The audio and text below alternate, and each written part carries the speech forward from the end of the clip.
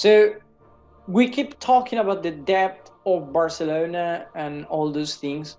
So this situation is really, really bad. As you can see, we have to pay people that really, we sold them already. I mean, Arturo Vidal, we sold him already long time ago, but Barcelona didn't pay it yet. We have still to pay 950,000, which I guess that's paid already because we are 1 year after that. But we have to pay Neto or Frankie de Jong. These things, sorry. These things I understand we didn't pay them yet, because when you say, "Oh, we will sign this player for 40 million," it doesn't mean you will pay 40 million in 1 second, in 1 day. It means you will be paying $1 million, and it's not really a problem for a company to have debt. Of course not. Even it's good, because when you have debt, it means that you can create.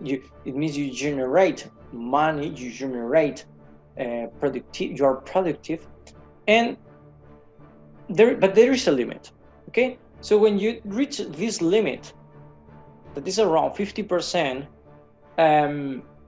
you start having problems. But as you can see, Barcelona is over, because which is the debt? That it's what I was concerned with. Which is the debt? 1,400,000. I read in other places 1,100,000,000. Whatever. Barcelona's economy nowadays, and watching these, the incomes from last year, it's 855. So we are over 100% of the debt, which is not really, it means a problem. So it's normal that Messi brings his head to his head, especially because it's not just we have debt with other teams, we have debt with with other entities or banks. That's not a big problem. The problem is that we have debt with players. As you can see, we have a debt with players in the first team for over 52 million euros. When you see there up, it's a long-term, largo plazo, long-term, corto plazo, the second row, it means short-term.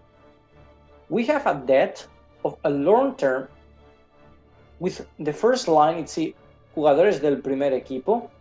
It's players from the first team, and we have to pay them 52 million euros. So you remember some months ago, we were talking that Barcelona, we were not talking, we read that Barcelona didn't have money to pay the salary of the players. Is this true? That they don't have money at all to pay them? And also short term, which it means that in a global, from just the first thing, we have a debt of almost and without almost around 100 million euros.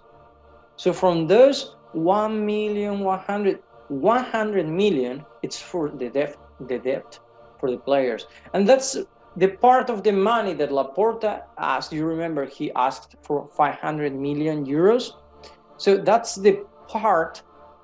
He said 100 million is going to be to pay the players. That's the debt we have, not just with the players of the first team, with the players of whole Barcelona. Because if you see, we have 5 million euros with other sections in a short term, and almost 5 million in a short term. So over 500 in a long term, over and less than 5 million, in a short term. So the situation is really, really bad. And as I was saying, last year, the economy of the team was 97 million euros.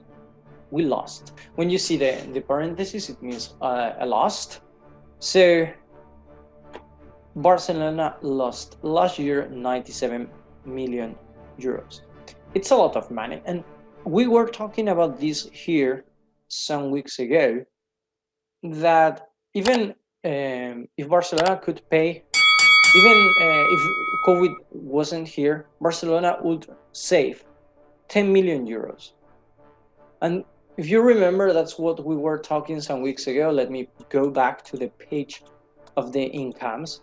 We were talking about a team, or what I mean, we are talking about a team that generates in 1 year 1 billion euros, and you can keep just to pay, well, something that you can pay with 10 million. Let me see. You can save just,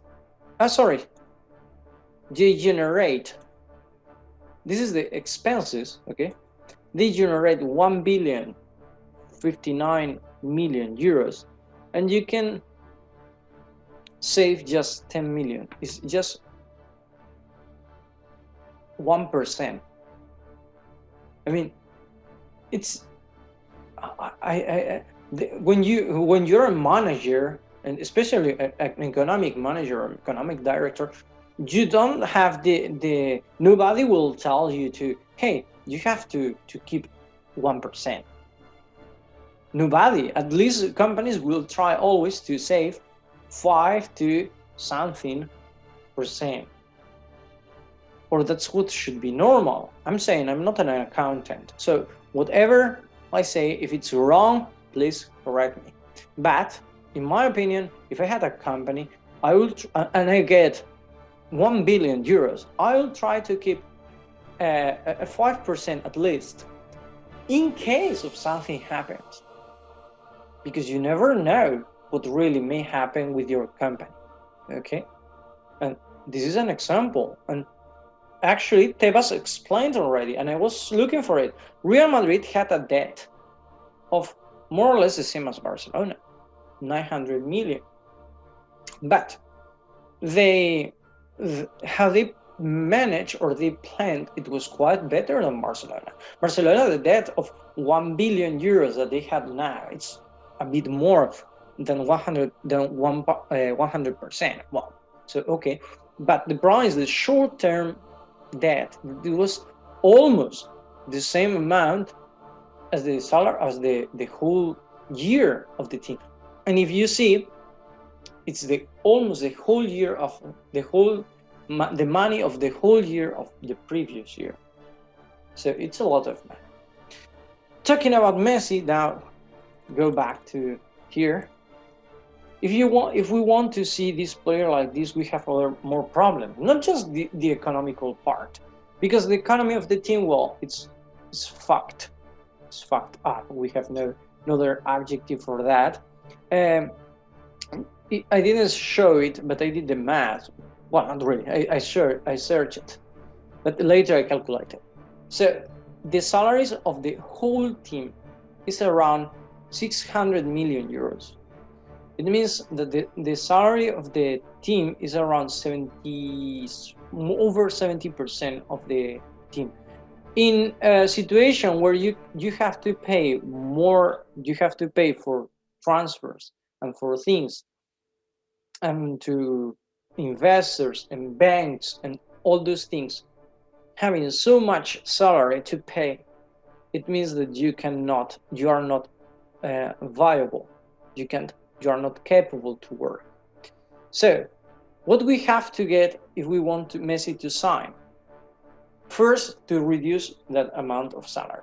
We will talk about that later, because Laporta is trying hard to generate that. It's trying to sell players. It's trying to, an example of it is Mateus Fernandez. He earned, I think it's just 1 million.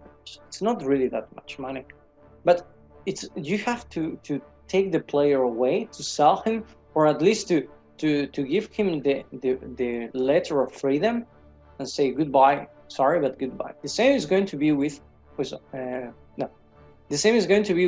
Umtiti and Pjanic. We will talk about this later. Trincao. They are talking about Griezmann, for example, or other players, just to make the economy of the team go better, because we need to save 200 millions or 400 millions. Now I'm not sure. We will talk about later too about the meeting between Laporta and the president of La Liga, Tebas. But there is an important fact too that I want to point out to. The Treasury of Spain has something to say about this, because Barcelona is proposing to Messi a contract of 2 years in 5 years. It means he will play for 2 years and he will get the money in 5 years. So if we pay him, example, 10 million for those 2 years, he will receive them in 5 years, so he will get 10 million per year.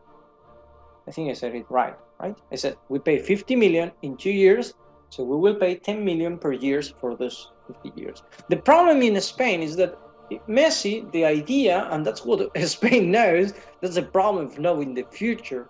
Spain knows that Messi in the future will go to USA. So Barcelona will be paying salary, will continue paying those 10 million to Messi when he's not in Spain. And then the treasury, he will not have to how to say, he will not have to pay the taxes in Spain, and that's fraud. F-R-A-U-D, fraud.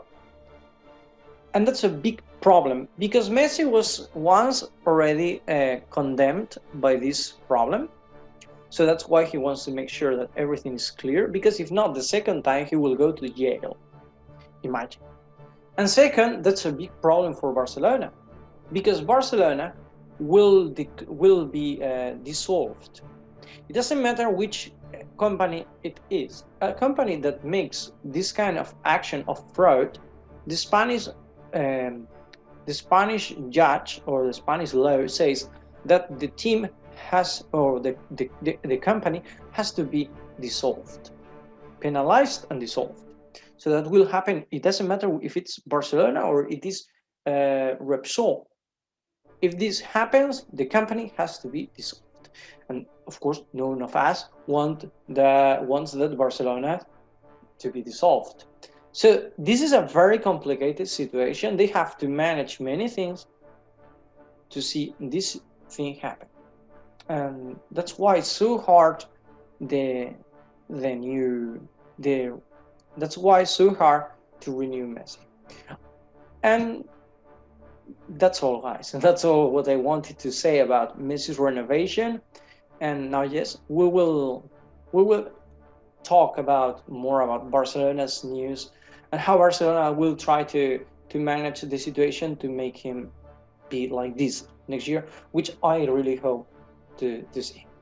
So thank you for watching us. I hope you liked this video. We did it with our love and with our real trying to understand everything to make it very clear, because every time I read everything, it was like I don't understand. I don't finish. I try to understand, but I feel like there is a lack of explanation. So I try to go to the first to the data and trying to understand everything to make it clearer for you to understand.